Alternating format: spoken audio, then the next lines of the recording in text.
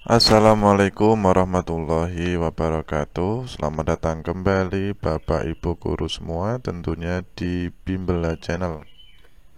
Pada kesempatan kali ini kita akan masih melanjutkan ya latihan-latihan dalam rangka persiapan kita untuk AKG tahun ini, tahun 2024. Saya doakan semoga sukses bagi Bapak Ibu semua, dan yang baru bergabung silakan bisa diklik subscribe. Jangan lupa bunyikan lonceng notifikasinya agar selalu mendapatkan update terbaru dari kami di Bimbel Channel. Oke Bapak Ibu, kali ini kita akan melanjutkan latihan kita di bidang pedagogik. Soal yang pertama, pada rancangan pembelajaran terdapat contoh kompetensi dasar, yaitu mengidentifikasi jenis sifat dan fungsi bahan alam dari tanaman untuk produk karya seni rupa dan kriya. Maka rumusan indikator yang bisa dikembangkan guru pada tingkatan kognitif mencipta atau C6 yang tepat adalah: A. Mengelompokkan bahan alam dari tanaman pandan untuk produk karya seni rupa. B. Menyebutkan fungsi tanaman pandan untuk produk karya seni rupa. C. Menjelaskan sifat tanaman pandan untuk produk karya seni rupa. D. Membedakan sifat tanaman pandan dengan tanaman suci untuk produk karya seni rupa. Atau E. Membuat produk karya seni rupa dari tanaman pandan. Nah Bapak Ibu, dalam menghadapi contoh-contoh soal semacam ini ataupun menghadapi soal semacam ini, kita harus fokus di kata kerja yang ada di kalimat-kalimat tersebut. Nah, untuk menjawab ini kita harus mengingat kembali tingkatan kognitif atau taksonomi Bloom ya. Ada C1 sampai C6, mengingat, memahami, menerapkan. Lots, menganalisis, mengevaluasi, mencipta, ini HOTS ya. Jadi pertanyaannya adalah mencipta atau C6 yang tepat, yaitu C6 di sini kata operasionalnya yaitu membangun, membentuk, membuat. Membuat ini kan sama dengan mencipta ya. Menampilkan, memperjelas, menemukan, menyusun. Nah ini tingkatan tertinggi. Jadi yang betul adalah E, yaitu membuat produk karya seni rupa dari tanaman pandan. Oke, kita harus dasar ini harus kita ingat. Kita lanjut ke soal berikutnya.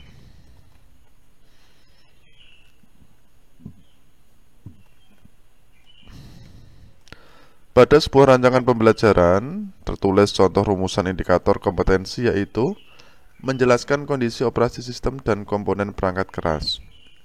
Jika seorang pendidik akan menyusun menjadi tujuan pembelajaran, maka rumusan yang tepat adalah: A. Setelah melaksanakan proses pembelajaran melalui praktek, siswa dapat menjelaskan kondisi operasi sistem dan komponen perangkat keras berupa komponen input, proses, dan output. B. Setelah melaksanakan proses pembelajaran dan menggali informasi melalui diskusi, siswa dapat menjelaskan kondisi operasi sistem dan komponen perangkat keras secara benar. C. Siswa dapat menjelaskan kondisi operasi sistem dan komponen perangkat keras berupa komponen input, proses, dan output secara benar. D. Menjelaskan kondisi operasi sistem dan komponen perangkat keras, komponen input, proses, dan output tanpa melihat catatan. Atau E. Setelah melaksanakan proses pembelajaran dan menggali informasi melalui diskusi, materi, kondisi operasi sistem, dan komponen perangkat keras secara benar tanpa melihat catatan. Baik, jadi kaidah ABCD, yaitu audience, behavior, condition, degree, ini harus ada di setiap tujuan pembelajaran Bapak Ibu ya. Apa itu ABCD? Audience adalah peserta didik yang akan belajar. Harus ada komponen peserta didik. Yang kedua adalah behavior, adalah perilaku yang spesifik yang akan dimunculkan oleh peserta didik setelah selesai memperoleh pengalaman belajar dalam pelajaran tersebut. Kemudian yang ketiga adalah condition, adalah kondisi yang berarti batasan yang dikenalkan kepada peserta didik atau alat atau peralatan yang digunakan peserta didik pada saat dilakukan penilaian. Dan terakhir adalah degree, tingkat keberhasilan peserta didik dalam mencapai perilaku. Dan benar-benar adalah B, yaitu setelah melaksanakan proses pembelajaran, ini condition ya, dan menggali informasi melalui diskusi, siswa dapat, nah siswanya juga masuk ya, audience, menjelaskan kondisi operasi sistem dan komponen perangkat keras. Ini adalah perilaku yang spesifik ya, menjelaskan kondisi operasi sistem dan komponen perangkat keras. Perilaku spesifik yang akan dimunculkan oleh peserta didik setelah selesai mempelajari materi ini secara benar.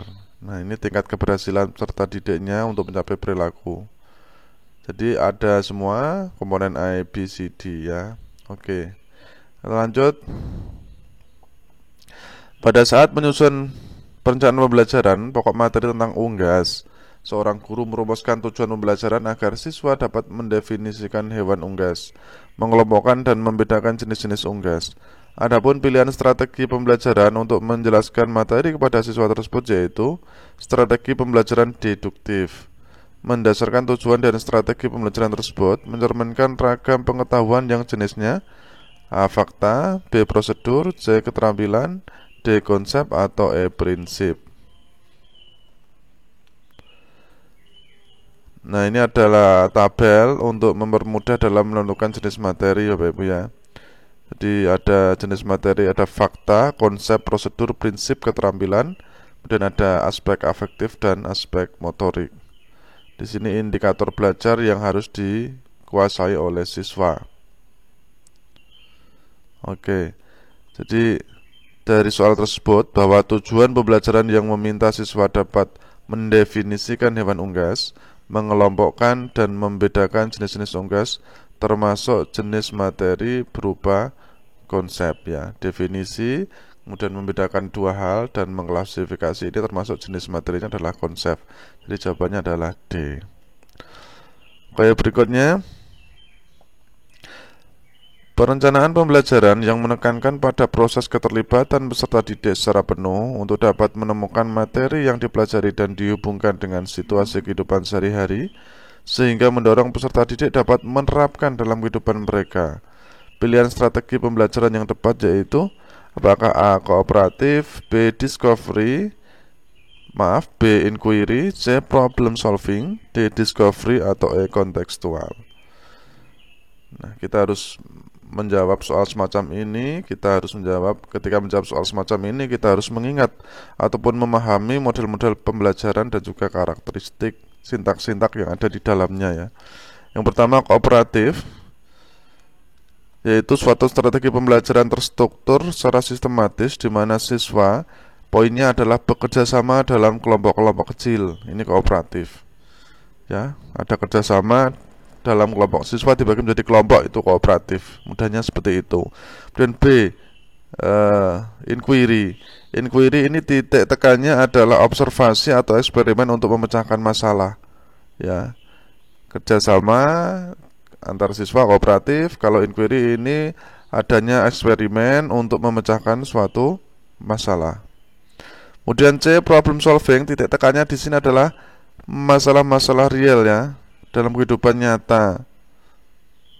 Ya, anak menyelesaikan masalah-masalah real dalam kehidupan nyata, sehingga merangsang dan menantang siswa nanti untuk berpikir kritis dalam memecahkan masalah-masalah tersebut. Itu problem solving.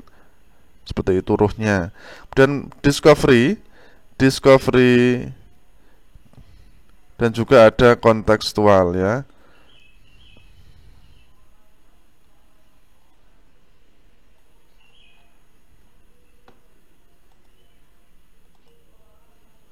Discovery ini titik tekannya adalah melibatkan siswa secara aktif untuk mencari maupun menyelidiki suatu masalah, sehingga dari sini siswa dapat menyimpulkan hal-hal yang telah dipelajari tersebut. Dan terakhir adalah kontekstual atau CTL biasanya kita menyebutnya ya, contextual teaching and learning, yaitu konsep belajar yang mengaitkan antara materi yang diajarkannya dengan situasi dunia nyata. Intinya membuat hubungan antara pengetahuan yang dimiliki oleh siswa dan penerapannya dalam kehidupan sehari-hari. Oke, jadi jawaban yang tepat adalah, jadi soal tersebut adalah E ya, kontekstual. Oke.